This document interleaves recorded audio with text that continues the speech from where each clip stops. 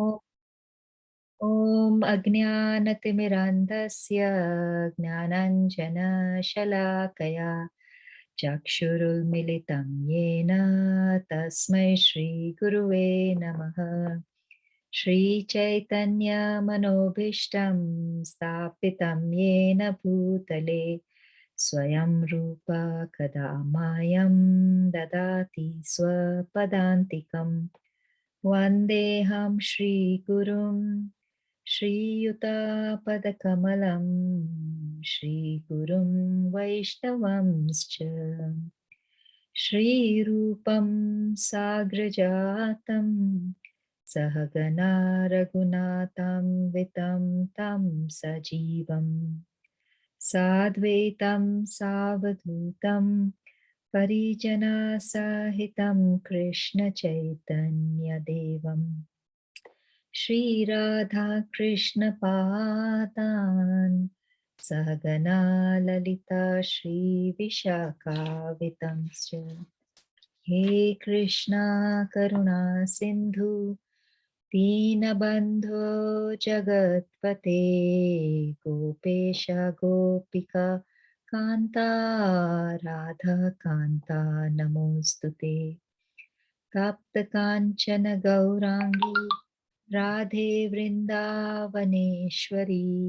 ऋषभानुसुते देवी प्रणमामि हरिप्रिये वाञ्छकल्पतरुभ्यश्च कृपा सिन्धुभ्येव च पतितानां पावनेभ्यो वैष्णवेभ्यो नमो नमः। जय श्री कृष्ण चैतन्य प्रभु नित्यानंद श्री अद्वैत गदाधर श्रीवासादि गौर भक्त वृंद। हरे Krishna Krishna Krishna Hare Hare Hare Ram Ram Ram Hare Hare. Hare Krishna. Hare Krishna Prabhuji. Welcome to the group. Dandavat Pranam from everybody on this group who have joined and are about to join. Prabhuji, we are reading the Srimad Bhagavatam and we are on Canto 1, Chapter 3.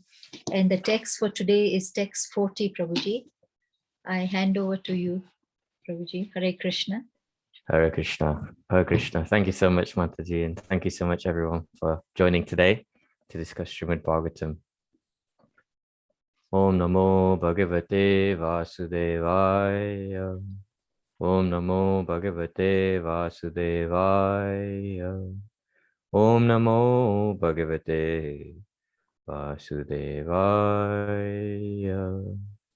Narayanam Namaskritya Naram Jeva Narotamam Devim Saraswatim Vyasam Tato Jayam Udiraye Nastapraye Vyabresu Nityam Bhagavata Sevaya Bhagavati Uttama Shloke Bhaktir Bhavatir Nishtaki. As Mataji said, today we're reading from the first canto, the third chapter, text 40. Idam Bhagavatam Nama Puranam Brahma Samhitam Uttama Shloke Charitam Chakra Bhagavan Rishi Nishreyasaya Lokasya Danyam Swasti Ayanam Mahat. Word for word. Idam, this, Bhagavatam, book containing the narration of the personality of Godhead and his pure devotees. Nama, of the name. Puranam, supplementary to the Vedas. Brahma Samhitam, incarnation of Lord Sri Krishna. Uttama Shloke, of the personality of Godhead. Charitam, activities. Jakara, compiled. Bhagavan, incarnation of the personality of Godhead. Rishi, Sri Vyasadeva. Nihashreyasaya, for the ultimate good. Lokasya, of all people. Danyam, fully successful. Swasti Ayanam, all blissful, Mahat, all perfect. Translation by His Divine Grace A.C. Bhaktivedanta Swami Srila Prabhupada. This Srimad Bhagavatam is a literary incarnation of God, and it is compiled by Srila Vyasadeva, the incarnation of God. It is meant for the ultimate good of all people, and it is all successful, all blissful, and all perfect. Purport. Lord Sri Chaitanya Mahaprabhu declared that the Srimad Bhagavatam is the spotless sound representation of all Vedic knowledge and history. There are selected histories of great devotees who are in direct contact with the personality of Godhead. Srimad Bhagavatam is a literary incarnation of Lord Sri Krishna and is therefore non-different from him. Srimad Bhagavatam should be worshipped as respectfully as we worship the Lord. Thereby, we can derive the ultimate blessings of the Lord through its careful and patient study. As God is all light, all bliss, all perfection, so is Srimad Bhagavatam. We can have all the transcendental light of the Supreme Brahman, Sri Krishna, from the recitation of Srimad Bhagavatam, provided it is received through the medium of the transparent spiritual master. Lord Chaitanya's private secretary, Srila Sarup Damodar Goswami, advised all intending visitors who came to see the Lord at Puri to make a study of the Bhagavatam from the Person Bhagavatam.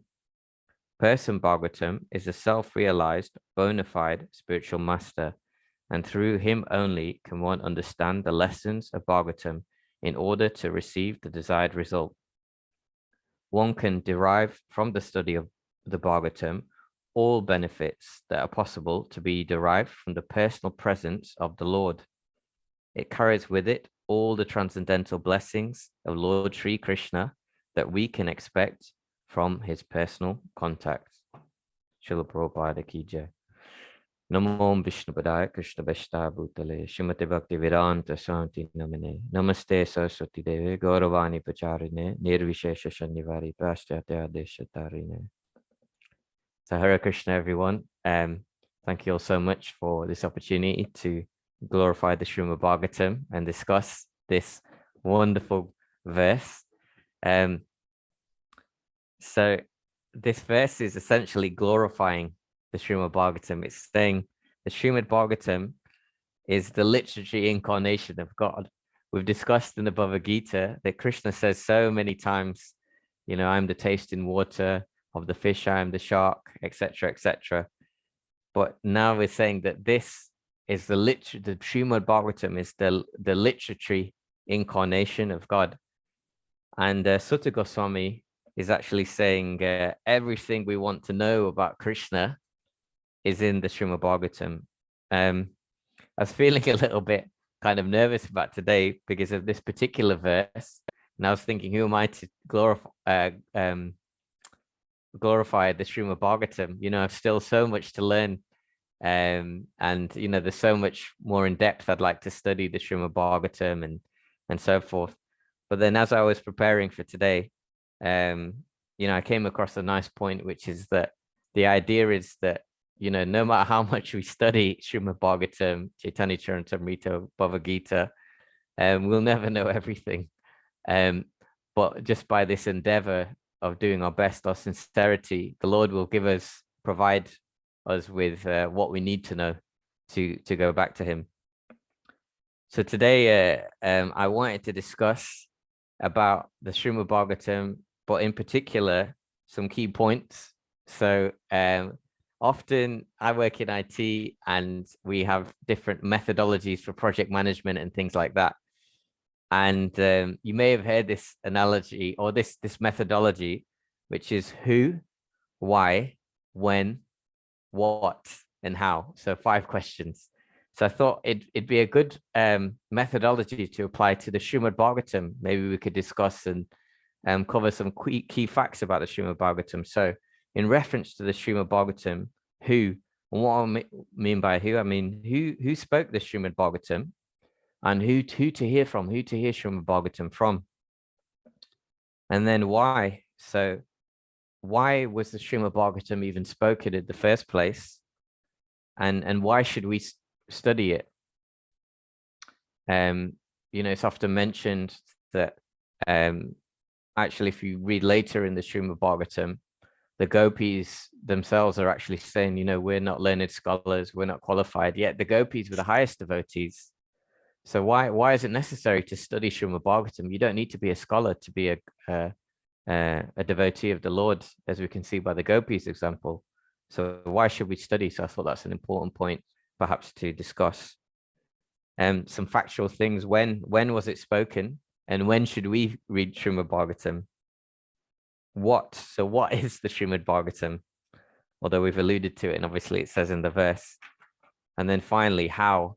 So how should we read Srimad Bhagavatam? How should we approach this literature?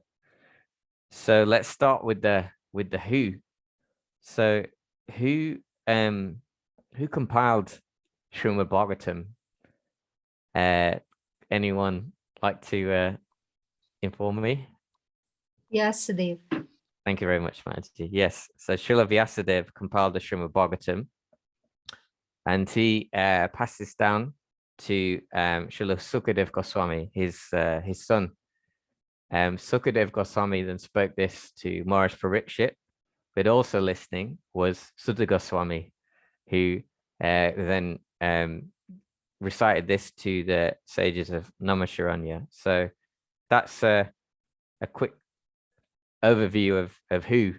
So some very important figures there, which we'll learn more about throughout the Bhagavatam. But Srila Vyasadeva, Srila Sukadeva Goswami, Sutta Goswami, and Maharaj Parikshit. So some important characters, some important personalities that it's important to just, if we can, remember those names, and in relation to the Srimad Bhagavatam. But then the next point also, as you know, that I like to discuss philosophy, but also the practicalities of the philosophy. So who to hear Srimad Bhagavatam from? Well, first of all, we've got the Srimad Bhagavatam from His Divine Grace A.C. Bhaktivedanta, Srila Prabhupada. And as we've discussed in the Bhagavad Gita, that it's so important to hear the Srimad Bhagavatam, to read the Srimad Bhagavatam from a devotee of Krishna. So I've mentioned some time ago that I'd read the Bhagavad Gita many years before I came to Krishna consciousness, but I just read it from the Puffin Books version, which is quite a large publisher here in the UK. So I'd gone to Amazon and I'd ordered it many years before I came to Krishna consciousness. And being of a Hindu background, I wanted to learn more about the Bhagavad Gita. But upon reading it, it just felt like a poem, and I couldn't really gain much from it. And then finally, by the grace of the Lord, I came into touch with a devotee who asked me many questions about the philosophy, and I couldn't answer them. And then he said, Kamal, have you even read the Bhagavad Gita? I said, yes, I've read it many times. But of course, I hadn't read a version from a devotee in the disciplic succession. So it's so important that we hear from practitioners. Srila Prabhupada often would say, there's so many versions out there of the Bhagavad Gita. And but how many do you know, how many versions have made people a devotee of Krishna? And the answer is 0, apart from the Bhagavad Gita as it is. And as we can see, just through Srila Prabhupada's Bhagavad Gita, so many people have taken to Krishna consciousness. Specifically in relation to the Srimad Bhagavatam, in India, actually, there are many scholars who study the Srimad Bhagavatam or the Bhagavad Purana. In fact, I believe you may even be able to get a PhD in the study of the Srimad Bhagavatam. But these people are studying from purely a scholarly perspective, a philosophical speculation perspective. And they're not studying in order to understand the Lord. So it's important that although some people may have some big qualifications next to them, our ultimate qualification, as I said, is not to be some amazing scholar, to be able to recite verses, so many verses, like a parrot. Instead, our qualification is and the qualification we should be looking for in someone is, are they a practitioner of Krishna consciousness? Are they in the disciplic succession? And a note actually to follow as well is that within ISKCON, Srila Prabhupada has created an amazing facility for us who may not know so much about Krishna, about Srimad Bhagavatam, about the scriptures, but he's created an amazing system, which is why he's referred to as Acharya. Now, we may come across other sincere and genuine practitioners of Krishna consciousness, but they're not from our same sampradaya. So generally, I would advise, and this advice was given to me actually by His Holiness Bhakti Rasamrita Maharaj. So I mentioned to Maharaj that I often, I went to Vrindavan, the place where Krishna had many of his childhood pastimes, for the first time in 2016, sorry. And it was a magical experience. I stayed there for about a month, probably a bit too long for a neophyte such as myself. But nevertheless, I learned so much. But whilst there, I met many devotees from ISKCON and outside of ISKCON. And I noticed that the devotees outside of ISKCON, especially local Brajvasis, their practice of Krishna consciousness was quite different to what we have here in ISKCON. So that's not to say that these people aren't bona fide, genuine devotees of Krishna. However, it may be confusing for us to see people from a different sampradaya, genuine though it may be, and to hear from them. And it may be confusing to us because they follow a different set of principles that we do in ISKCON. So wherever possible, I would recommend, if you can, stick to listening to people, to Srila Prabhupada himself and people within ISKCON, and that will avoid some confusion as other sampradayas' practice of Krishna consciousness may be different to our own. So that's the who. The next question was the why. So first of all, why was the Srimad Bhagavatam spoken? So this is actually revealed in the Srimad Bhagavatam itself. But Narad Muni, an amazing devotee of the Lord, popping up so many times in the pastimes of Srimad Bhagavatam, and he actually arrives in the very next chapter. So looking forward to discussing that with you all. But Narad Muni actually instructed Vyasadeva, and he said to Vyasadeva, Vyasadeva, you've compiled the Vedas, but the Vedas are essentially giving people religious principles to follow, so that they can reduce their karma, but essentially it's regulated sense gratification. So it's just really giving people an ability to enjoy, but just within certain rules and regulations, so they essentially don't get as much bad karma. Then we have the Puranas, and there's in many Puranas, there's indirect glorification of the Lord, of the Supreme Lord. So he actually says to Srila Vyasadeva that actually, I want you to compose something which will directly glorify the Lord. So essentially, this is why Srila Vyasadeva wrote the Srimad Bhagavatam. But also within the Srimad Bhagavatam are covered the 9 processes of bhakti. And if through study of this, we can learn about these 9 processes and apply them to our lives. So that's the why, in the sense that why was the Srimad Bhagavatam written? But why should we study Srimad Bhagavatam? So earlier I mentioned that the gopis, the highest devotees of Krishna, they're the highest, and they actually state that we're not learned scholars. We don't know so much, and we're not qualified, but actually they were the most qualified. So bearing that in mind, why are we sat here today? You listening to me drone on about my limited knowledge of the Bhagavatam. You may endeavor to study Shrima Bhagavatam in your own times. But surely if Bhakti is just about cultivating love, and it's not about learning so much, learning all the shlokas, all this, that, and the other, gaining so much knowledge. It's not a knowledge process, it's not a gyan process. So Bhakti is devotion. So I'd love to hear just any thoughts on why should we bother studying Srimad Bhagavatam when Bhakti is about love? It's not about gyan.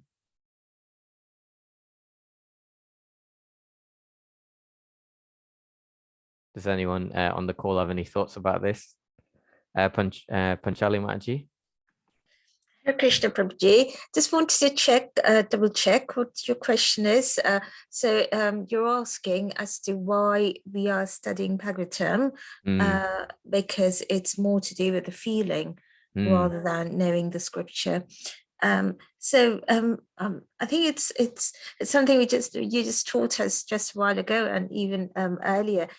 You can read a book a million and zillion times, but unless and until it is explained to you by someone who has experienced that Krishna prema, bona fide devotee of Lord Krishna, only once you understand the words that the scripture expresses or says through that bona fide devotee, will you get the taste of those words.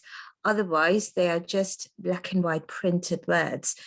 You would not be able to understand, or rather get the taste, if that's the right phrase to use.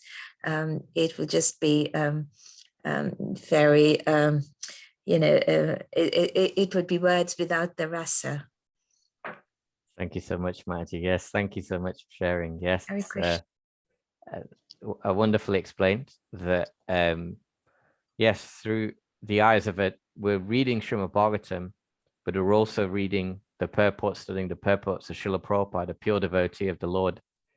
And just through our mundane vision, how can we really understand it? We may memorize the Bhagavatam, but how can we really understand? Kartika Mataji and then Arya Govinda Prabhu had some thoughts on this.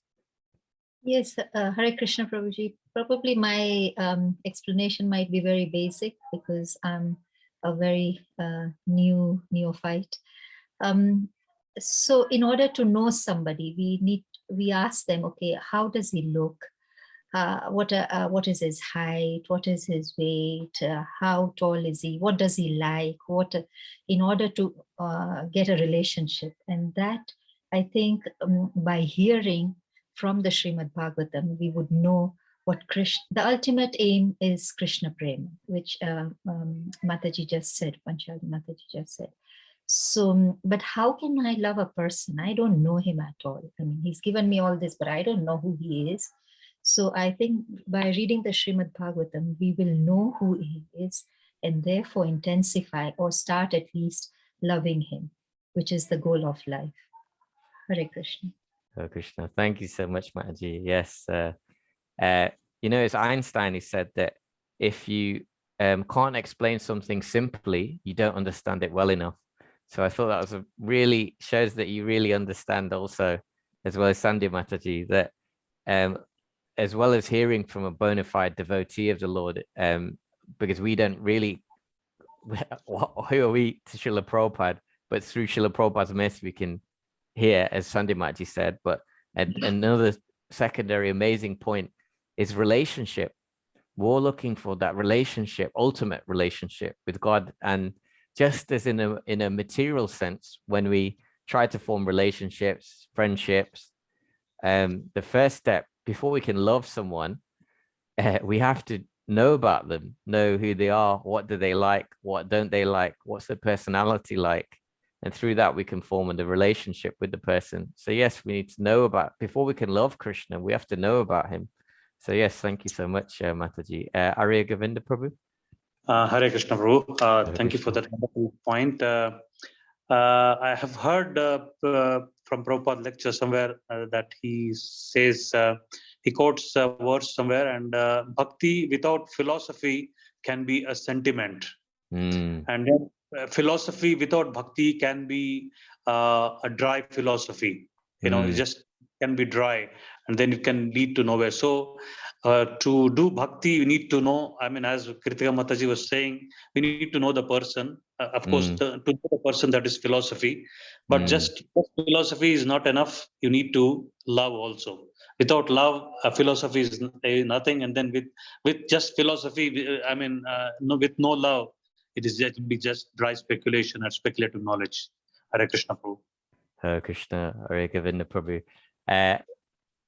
Wonderful point. Just thank you so much, Prabhu. Like, yes, again, amazing quote by Srila Prabhupada that philosophy without religion is just speculation, and religion without philosophy is sentimentalism. So it's so important that we learn how to practice the practicalities of, because if we think that, oh, I'll just go to the temple when I feel like it, you know, it's a feeling, I have to develop that. But how do we develop that feeling? It's actually a science to become self-realized. And it said, I heard in a class once, and I probably mentioned this before, but I thought it's worth mentioning again, a wonderful analogy that, and I can see it coming from a Hindu background myself, is that in one generation, a family will have an altar and will have the deities, and they'll worship them like this. The next generation, the family will maybe keep the altar and the deities, but they won't really worship them much. In the next generation, there may be pictures, but no deities. In the next generation, there'll be nothing. And so I was discussing this, like, why is this? And the reason is because often we can see that the knowledge wasn't passed down in the correct way. So often parents may just say to their children, do this, but they don't explain the why. They don't explain why we do arti. They don't explain why you, a plumber once came into our house to fix something, and he said to me, oh, you know, you've got some yellow paint on your head. And I said, no, sorry, and I explained to him the significance. But it's so important to know exactly why, from the way we dress to the rituals we do. Everything within Krishna consciousness actually has a specific purpose. And if you don't understand the purpose, I would highly recommend you ask. And that was one of the reasons why I came to Krishna consciousness and why I stuck around, because I was very skeptical. But every time I asked the question, it was answered, and it explains so nicely why we have to do all these different rituals. I remember the first time I went to the temple and everyone was bowing down so much, and I was thinking, these people bow down a lot. But as explained why we do this, and one of the reasons is to cultivate humility. So yes, thank you so much, Panchali Mataji, Kirtika Mataji, Arya Govinda Prabhu. It's so important that we understand the why, because if we don't have a strong why, then we'll just simply eventually we'll stop. And Arya Govinda Prabhu's point was so pertinent, because also if we don't have the philosophy and we just rely on the feeling and the love, then that's what's known as weak faith, because our feelings will go up and down. We're going to face difficulties in our lives, and at that times we may not be feeling engaging in Krishna consciousness. But if we know why we're doing it, we're more likely to stay motivated to carry on. Some relation in relation to the why also is Krishna, as I mentioned, is that the Shrima Bhagavatam is a literary incarnation of Krishna. So just by coming into contact with the Shrima Bhagavatam, sincerely, we're actually coming into contact with Krishna.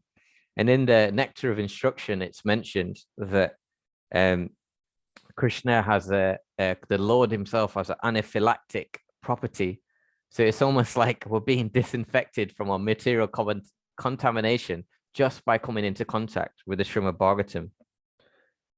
And when I was a child, I never really liked my name, Kamal, and as I'm sure many of you know, Kamal means lotus.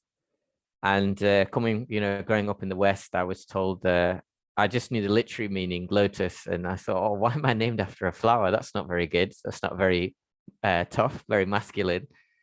But then once I learned a little bit more about spirituality, and I learned about the meaning of the significance of the lotus, and it's got so much amazing significance within Vedic culture and Vedic philosophy.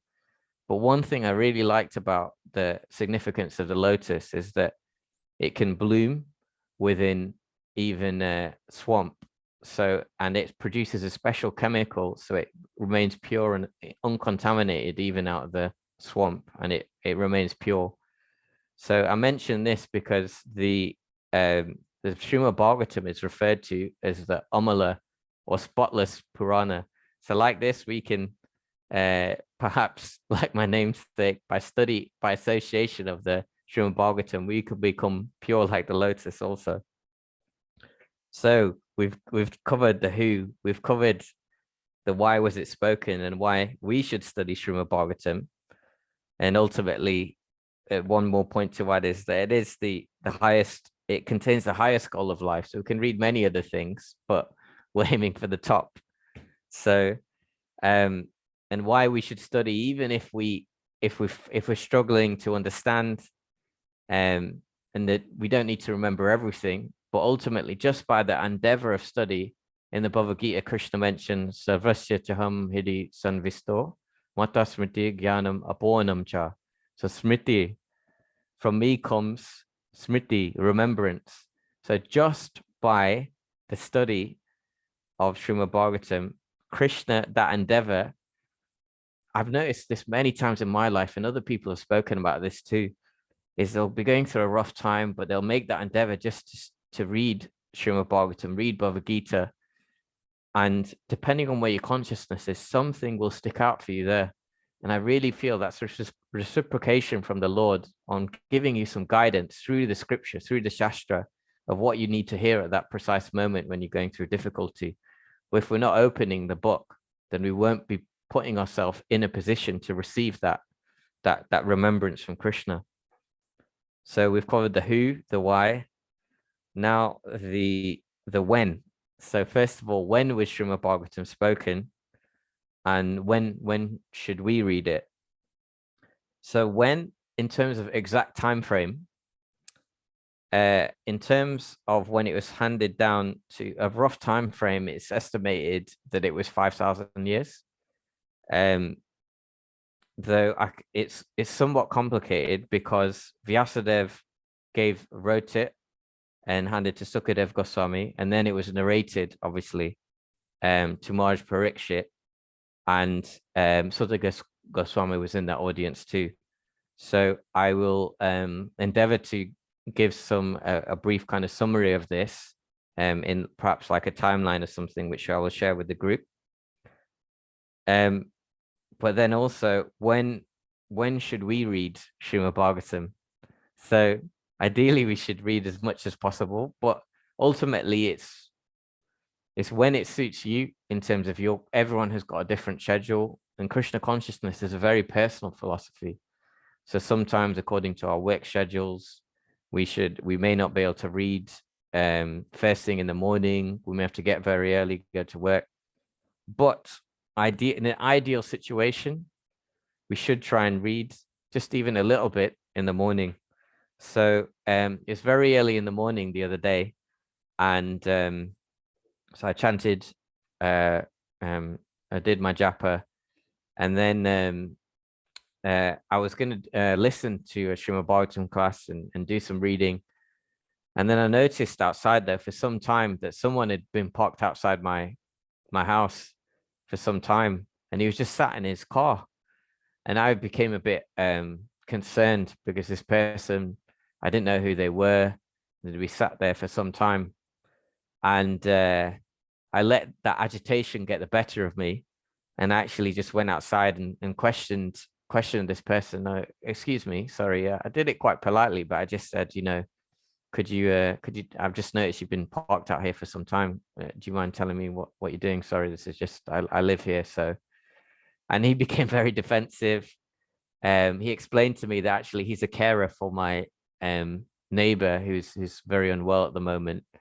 But he got quite aggressive with me as well and explained to me it's a public road, anyone can park here and so forth. And so I apologized and I got on my way, but I was very agitated by that. And it stayed with me the whole day. So that was my consciousness for the whole day. I was quite agitated and upset. And why do I mention this little anecdote? Because if we can read even just one little thing, anything that stands out to us, just even one sentence to start our day and meditate on that, that consciousness with which we start the day will permeate our whole day. I don't know if any of you have ever had this experience as well, where you experience something a bit upsetting and then you're just meditating on that throughout the entire day. And it probably shows where my consciousness is at, but this is what this is unfortunately our conditioning. So so to prepare our consciousness for the entire day, because Krishna consciousness isn't, as we've discussed many times, isn't just what we do in the morning or what we do in the temple. It's a moment to moment practice. And if we can apply this Shrima Bhagavatam, the principles of the Shrima Bhagavatam, to whatever experiences we're having throughout the day, then that is the perfection of life, and we can experience liberation even before we leave this body. So ideally in the morning, but whenever we can, and to whatever capacity we have. Okay, so we've got who, why, when, what. So we're reaching the conclusion. What is the Shrima Bhagavatam? So the Shrima Bhagavatam is the literal incarnation, incarnation of God. Later in the Bhagavatam, it said it's like the sun, and it'll illuminate the darkness of ignorance that is within us all. But such is the power of the Shrima Bhagavatam that actually, I was in a play a few years ago for Janmashtami, and about the power of the Shrima Bhagavatam, but it was based on a true story of a person who was heavily into, he was a young man, and he was heavily into taking drugs. So he was in the wrong association, unfortunately, was taking drugs. And he was still living with his parents. And some devotees came to his house to do door-to-door book distribution. And being into drugs, he was also somewhat interested in achieving higher states of consciousness, as many people who take drugs are. And the devotees came to his house and showed him a Shrima Bhagavatam. He wasn't so interested in religion, but he remembered the picture of Krishna on the front of the Bhagavatam. He had a brief chat with them. And then a few days later, unfortunately, due to his usage of drugs, he actually went into a coma. So he was taken to hospital and he was in a coma, and his parents were in dire straits.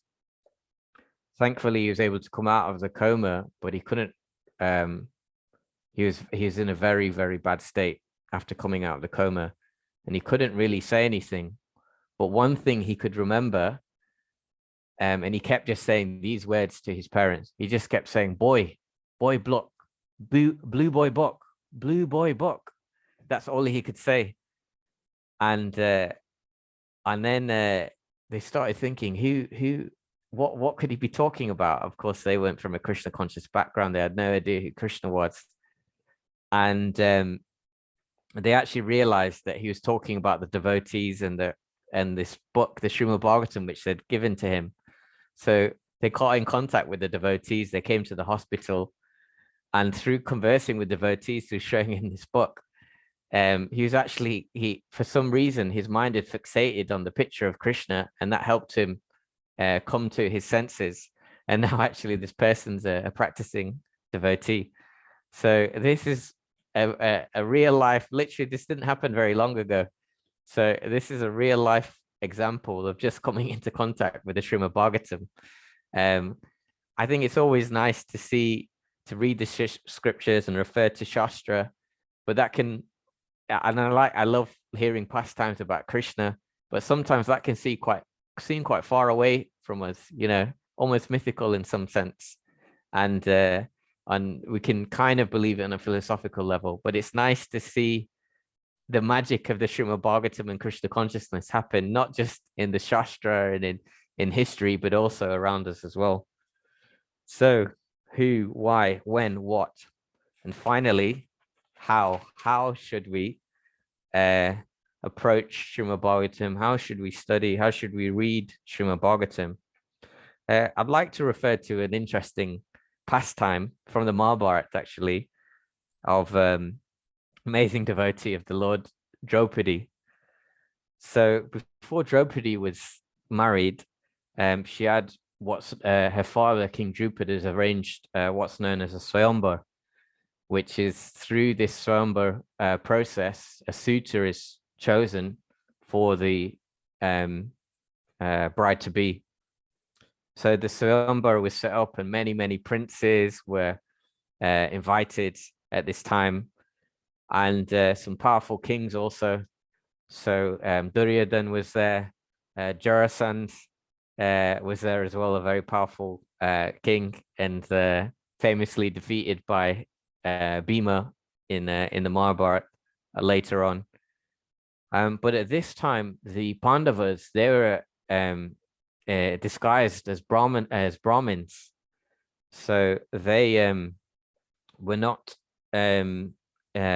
So they were hesitant to attend this Swayamvar of Draupadi, and the contest, which often happened at Swayamvars, was such that King Drupad had arranged that a rotating eye of a fish, some very far distance away, was to be shot at by an archer, and whoever could shoot this rotating eye of the fish would be awarded the hand of Draupadi.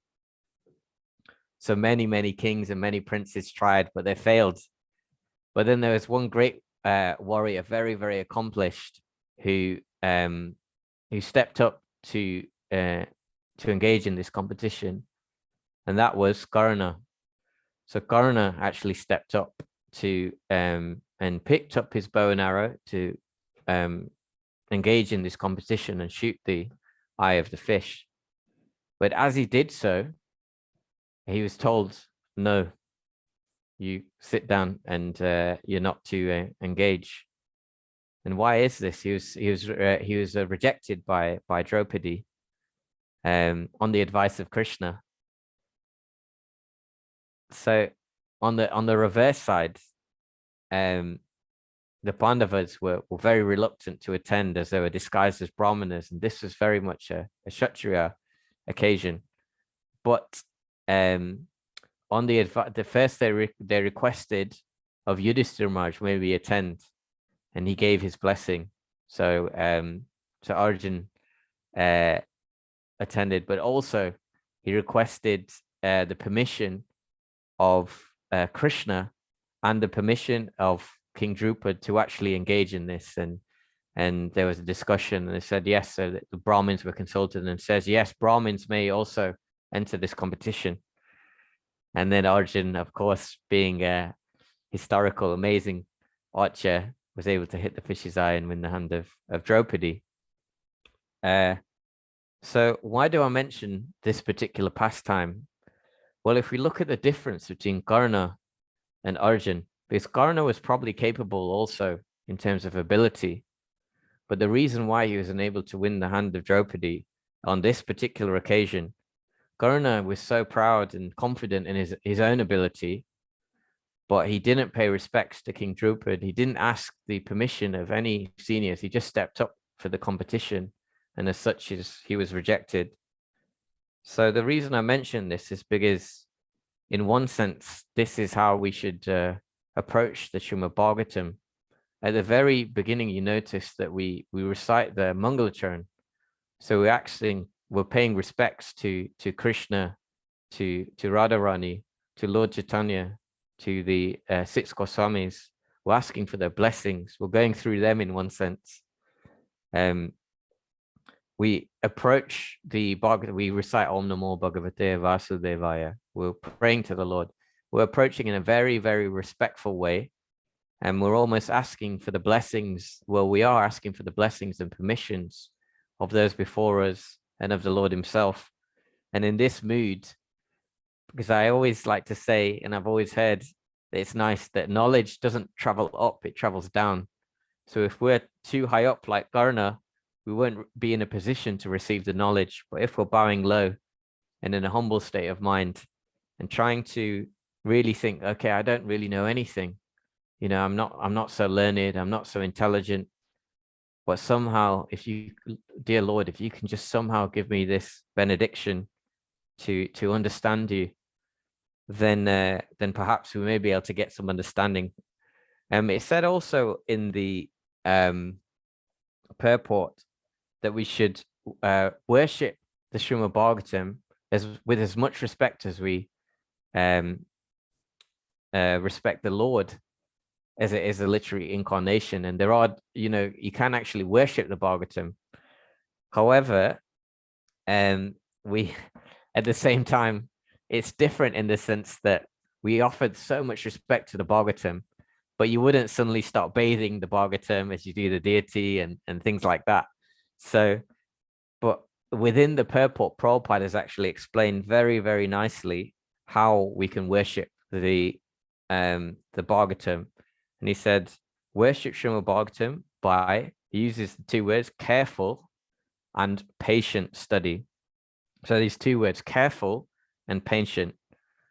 So what does it mean to be careful? Is it not the opposite of careful? I imagine is like haphazard. So just rushing through the Bhagavatam. So it's so important that we study verse by verse, canto by canto, and we start each canto of the Bhagavatam represents a different part of the Lord. So you start with the feet and you work your way up. And like this, even in Vedic culture, it's when we pay respects to a great personality or to our elders, we touch their feet. So we start at the feet and then we work our way up. So careful and patient. So the Srimad Bhagavatam is vast and so deep. It's like an unlimited ocean, and it's very, very difficult to understand because it's about God, and who can understand God in its fullest? I was listening to a really nice class by a speaker and a personality I really look up to, His Grace Raj Bihari Prabhu. And he's a senior speaker from Radhanath Maharaj's temple in Chaupati. And he was traveling to Mayapur, and he was giving a class in Mayapur, and he gave the class in English. And he was giving a class in a remote kind of area away from the main ISKCON temple. So as he was speaking, he realized that most of the audience couldn't understand English. But he noticed that still, despite the fact they couldn't understand English, they were listening. They're trying to listen so attentively, very patiently. And the reason is they understood that Vraj Bihari Prabhu was speaking about the Lord. And just through this hearing about the transcendental sound vibration, and in that mood, they were still getting some benefit. I wouldn't recommend necessarily listening to Bhagavatam in a language that you don't understand, but I just thought it's such a nice point of the mood of these devotees who couldn't even understand English, but they still listened so patiently. But what I would say also was the nice point was that it takes patience to understand. And I think, especially I can speak for myself, that we have this controller attitude. We have this, we want, for myself anyway, I want to understand everything right now. And that's probably due to this controlling tendency, this, as I mentioned, this perhaps Ravana complex, this God complex, where I want to be God, I want to control everything. But Srimad Bhagavatam is a culture of a study, is a culture of receiving. So as I mentioned, from Krishna comes remembrance. And if we just put ourselves in this humble position, sometimes we may read, we may not understand fully, but just through patiently and carefully studying and hearing, we can perhaps understand Srimad Bhagavatam. I'd like to conclude with the so we've talked about who spoke Bhagavatam, who to hear from. We talked about why was the Shrima Bhagavatam spoken, and why we should study it, even though, you know, it's not, Bhakti isn't a Gyan process. We talked when it was spoken, when we should read, what is the Shrima Bhagavatam, and the how. I'd like to just end with another nice couple of practical examples. Sometimes I know it can be overwhelming in Krishna consciousness. There's so many things that we're expected to do. So we all, you know, many of us work, maybe working long hours. We have responsibilities at home, cooking, cleaning, maintenance of house, paying bills, etc. Then we may have children or dependents that we need to look after as well. And then you come to Krishna consciousness, and after some time, you may be expected, you know, you expect of yourself to spend, you know, 2 hours chanting. Perhaps you do some deity worship, reading. You're told you should listen every day. And before, you know, it can become quite overwhelming and thinking, you know, this is how am I going to manage all of this? And there was one devotee who applied something, the simplicity principle, where he kept a checkbox of the things he had to do in the day, including reading Bhagavatam, his japa. But specifically to the Bhagavatam, his only goal or way with which he needed to tick the box of reading Bhagavatam was simply to open it. So if he just opens the Bhagavatam and sets that bar low, then he can tick his box, and then he may read one sentence, and then, but his principle was that if he likes what he reads, he'll keep reading. And just by setting the bar low, actually we'll find ourselves in a lot less anxiety. I know sometimes myself, I think, oh no, I need to have a solid hour to study Bhagavatam, and today I've got so many things to do, I'm so busy with work. And so ideally we should study as, you know, as much as we can, but just by setting that bar low and by consistent, careful, patient, consistent study of Bhagavatam.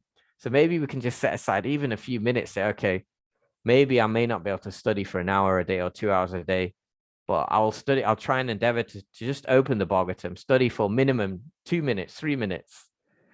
And then what I found when I set the bar low, I often would read much more than that. So I'd read much more because I found it interesting what I was reading. But the anxiety of feeling I needed to study for a long time often prevented me from opening the Bhagavad Gita or the Srimad Bhagavatam. So I thought this was just a nice principle. And finally, there's one devotee in London who was going through a really, really horrible time in life. He was going through a painful divorce, and his family was breaking apart, and his experiencing so much agitation. He managed to get out of that difficult period, and now he's very, very well situated. And he said that the only thing that kept him sane during that process, during that horrible time, was immediately when he woke up, before doing anything, as soon as he rose, he would just read 10 minutes of the Bhagavatam. And that aligned his consciousness, and through all the difficult emotions he was experiencing, he was able to be reminded of the ultimate goal and just keep him grounded. So I thought that was just a nice example of how the power of the Srimad Bhagavatam. Yeah, despite, you know, we're all going to face difficulties in our lives. That's just that's one guarantee in life. But remaining rooted in Shastra and remaining rooted in our sadhana will help us overcome these difficulties, and very much a reminder to myself to do so. So I'd like to thank you all for your kind attention today.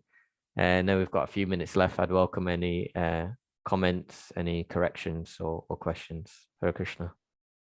Hare Krishna. Thank you very much, Prabhuji. I really like the idea of keeping our standards a little lower and biting as much as you can chew and not overwhelm yourself. So yes, we can get overwhelmed, and that's how I was as well. And so whatever little we can do, but it's a constant practice. So thank you very much. Are there any questions or comments?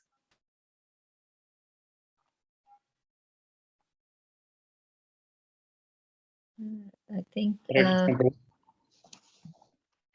Yeah, thank you so much for giving this nectar, and then splitting and keeping the key points of who and why and when and what and how the Srimad Bhagavatam should be understood and read on a daily basis. Thank you so much, Prabhu. Hare Krishna. Thank you, Prabhu. Hare Krishna, are there any comments or questions? Prabhuji, I'd just like to share one thing as well. So you are right that first we had the temple and and then generations after nothing is done, and that is because we don't understand. So even I come from, my grandfather was a Vedantist, and he read all the Vedas and he could recite them, and he taught me the second chapter of Bhagavad Gita, and that's it. He just like a puppet, like a parrot, he just made us recite it, which was good, because now after 60 years I'm now reaping the benefit of it. And then my mom is Pushti Margi, and she does devotional service, and I always saw her doing devotional service, and she would go and take us to hear kathas, and she would cry and cry. And I said, what use is this kathas? It's making my mom cry. What is this, Maharaj? But I didn't know that she was crying because of her bhava. But now here in ISKCON, I'm marrying the two. So I'm now getting the values of the Shastra, and I'm now understanding the devotional service that my mom used to do or is still doing. So I do agree that for clarification, and I'm so grateful that I've been associated, though just for 2 years, but otherwise my life would have just gone, and those deities would not have been worshipped, and it would have just degraded. So I would like to thank everybody in this group for their association. And of course, Prabhuji, thank you for bringing that point out. Hare Krishna. Yes, Panchali Mataji. Hare Krishna Prabhuji, thank you very much for the wonderful class. I think mine is not a question, it's just a comment on time management, because that is my biggest problem, and that gives rise to so much anxiety, as you very rightly pointed out, because I mean, I've made a checklist of the things I need to do, and then most of the days I'm not able to tick off all of them. So I used to read the Bhagavatam every single day because that was on my checklist. Now I'm not able to do that. So I used to do my service most of the time at the Soho temple, and then I started doing service at the manor as well. And then now during some celebration, I also get anxiety. Okay, I'm serving Radha Landaneshwara. If I'm not able to serve Radha Gokulananda, I'm not serving all the deities. Even that is a point of anxiety. When do I finish my rounds? I haven't heard a speaker today. I haven't read even a single line of the Gita. So you gave a tips. One of the tips is to do a checklist and set the standard to a simple standard or very low standard, so that you're able to overcome it. I would request if you keep on giving us these practical tips, so that we are able to serve better, because time management is the greatest barrier in my Krishna conscious life, or wanting to be able to serve Krishna better. Thank you so much, Maji. Amazing point. I think it's so difficult. It's so difficult, and I think time management is something that we all can relate to and struggle with.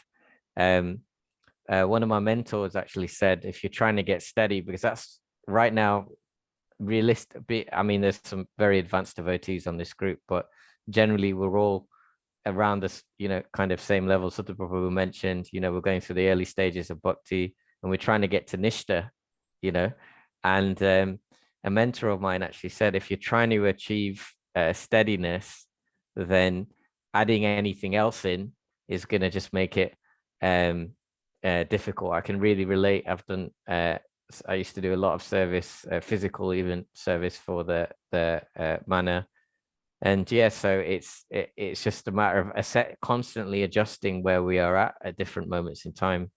Yeah, so it's like an aeroplane never flies in a straight line. It's constantly, the pilot is just constantly adjusting left or right. So it requires constant reflection and adjustment of where we're at. And the principle from Bhaktivinoda Thakur, which is health, sadhana, and service. So I was really beating myself up recently because I'm not doing as much service as I would like, but my health hasn't been so good, and I was grateful to remember that principle as well. So yeah, no, thank you, Mataji, so much. Pramila Mataji. Yes, Hare Krishna. Prabhuji, very nice discourse as usual, very motivating. I just wanted to share my experience a little bit of the Bhagavatam, because I used to do service with the homeless at Soho Street as well. But when lockdown started, fortunately for me, I'm well and truly retired, so I have all the time in the world to give priority to what is important to me. And I started reading, after the Gita, I started reading the Bhagavatam. But I just wanted to say the bliss and the beautiful feeling of reading the Bhagavatam. I'm so hooked on it. It's like you have a bestseller and you can't put it down in your teenage days. And so that is the glories of reading the pastimes of Krishna. It just grows into you and you love it so much that, I'm sharing this because of the joy and the bliss I get. And up to now, I continue reading it. I've read it once. Unfortunately for me, with my memory, and it's such a vast literature to try to remember all of it. Half of the times I sort of listen to a discourse and think, oh my God, I don't remember reading that in the Bhagavatam, But it's so blissful. I just wanted to share that with other people. It just grows on you so much. Thank you so much, Mataji. Another important point I'd actually written down, I didn't mention, how to study Bhagavatam was in the association of devotees. And the reason is because even if you don't have taste is infectious. So thankfully, we've got in our midst amazing devotees like Pramila and Mataji have got so much taste for Bhagavatam. And that taste, just hearing her voice, you can see how much she's enthused by the Shrima Bhagavatam. And that taste is infectious.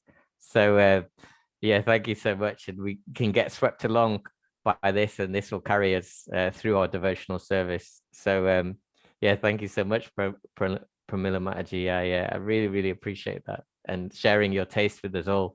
And through that, I feel even more motivated to read Bhagavatam even more. Thank you, Prabhuji. I just felt that, everybody should know the joy they will get. And so give it some priority, make some time for it. So it's really just so blissful. Thank you.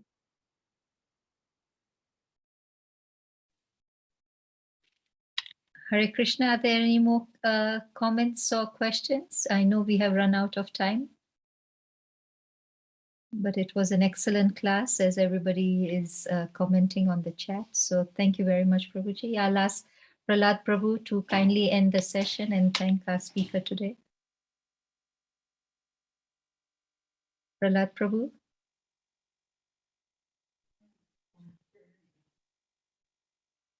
Hare Krishna, Prahlad Prabhu, we can't hear you. You have unmuted. Maybe he's having some technical challenges. Prahlad Prabhu? Haribol. Oh, you can hear me now? Yes, yes. I had to disconnect and reconnect audio. Anyway, I'd like to start off by thanking His Grace Kamal Panchal Prabhu for this wonderful class from the Srimad Bhagavatam.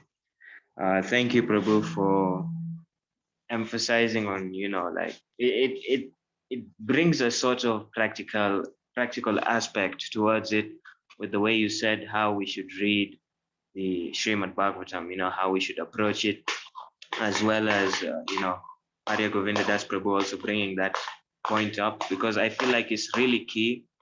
I'm a person who reads novels because they have interesting stories in them. So, I mean, like for a novel, it's easy. It has a story that's designed to captivate you, whereas Bhagavatam is a scripture, doesn't captivate people as much. So you will read one shloka plus the translation and the purport, and then you'll feel this is too much. And then you rejoin next week after, the mentor says that you should read the Srimad Bhagavatam. So thank you, Prabhu. It gives us a more practical aspect. I would also like to thank the devotees as well for making it an interactive session as well. Thank you a lot. As well as Panchali Mataji, who raised the point that's also very important. We have to think, from the practical aspect, because we have very different lives, So thank you as well. So on behalf of ISKCON Eldoret Prabhu, we would like to thank you. So I'd like to kindly request all the devotees assembled here to please unmute yourselves and let's chant the Hare Krishna Maha Mantra once for His Grace Kamal Panchal Prabhu. Hare Hare Krishna, Hare Krishna, Krishna, Krishna, Hare Hare Hare Rama, Hare Hare Rama, Rama Rama, Hare Hare Hare. Kripa Sindhuveva Titanam Pavanebhyo Vaishnavibhyo Namo Namaha. Srila Prabhupada ki Jai. Kamal Panchal Prabhuji ki Grantaraj Srimad Bhagavatam ki. Jai. Eldoret Go ki. Pramanande. Jai. Go Pramanande. Haribo. Very simple devotees.